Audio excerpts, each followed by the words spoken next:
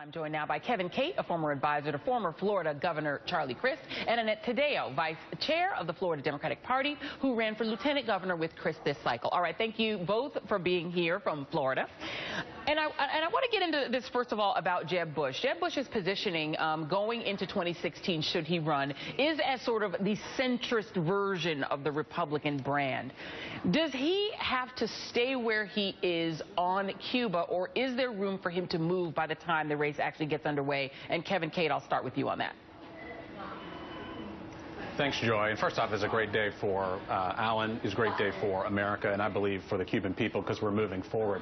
I do think that Jeb has to see what happens over the next few months. I mean, he's trying to stake out this moderate position. Certainly, Marco Rubio didn't sound like much of a moderate today. The younger generations of Cubans here in Florida and Americans are changing and evolving. The American public is supportive of this. I think this can be used as a wedge issue, potentially in the 2016 campaign.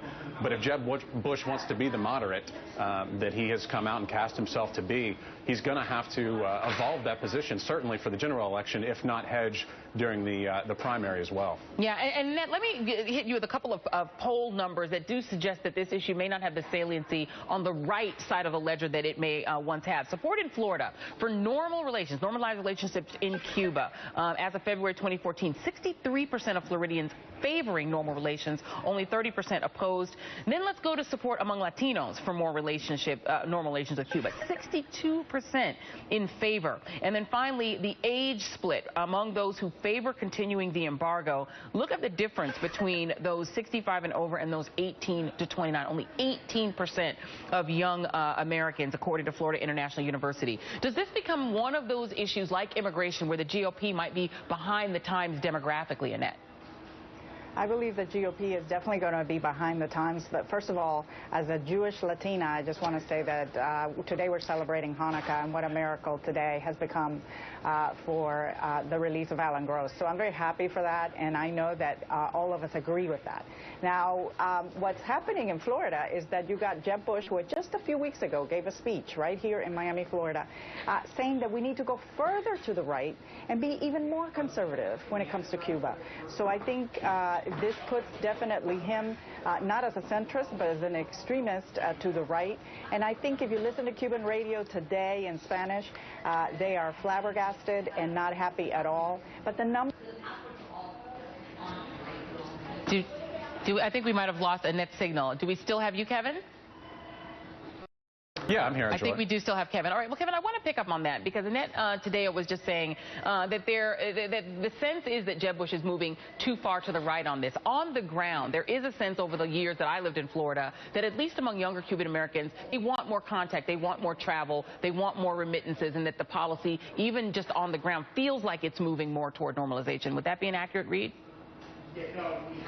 That's right. And you see in some hot spots today down in Miami, there's more cameras and reporters at these protest sites than there are protesters.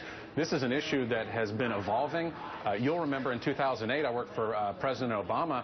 He talked about moving forward and taking a look at this Cuban policy. It didn't backfire then. I think when we move into the general election, these positions that Jeb Bush and Marco Rubio are trying to use during the Republican primary may come to backfire because more normal relations with Cuba, obviously it's good and helps the people of Cuba, but it also helps Florida's economy. I mean, this is a good thing politically. It's a good thing for the state of Florida and the economy at whole. So it's going to be hard for them to rationalize an extreme position once they hit the general election, if they get that far. And I certainly think that Jeb Bush has a better opportunity of doing that than Senator Rubio. Yeah, the chambers of commerce, the hotel industry, the agriculture industry all want back in there. Let's go on the other side of the aisle with you, Annette. We have you back. Hillary Clinton, another potential candidate for president. If it's a Jeb-Hillary match, let's listen to what Hillary has to say about the embargo. Take a listen.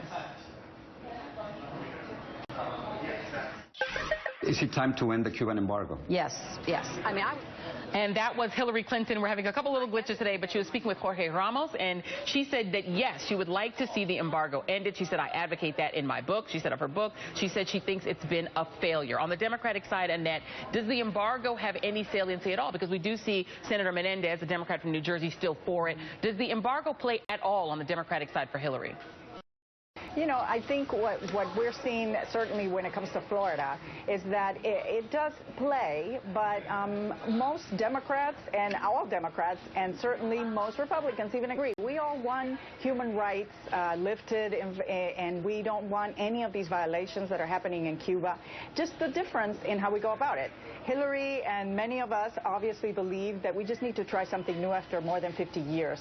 I believe that that approach is the one that will work with the voters and the majority of the voters, as we have seen election after election in Florida. All right, Kevin, Cate, and Annette Taddeo, thank you both for being here.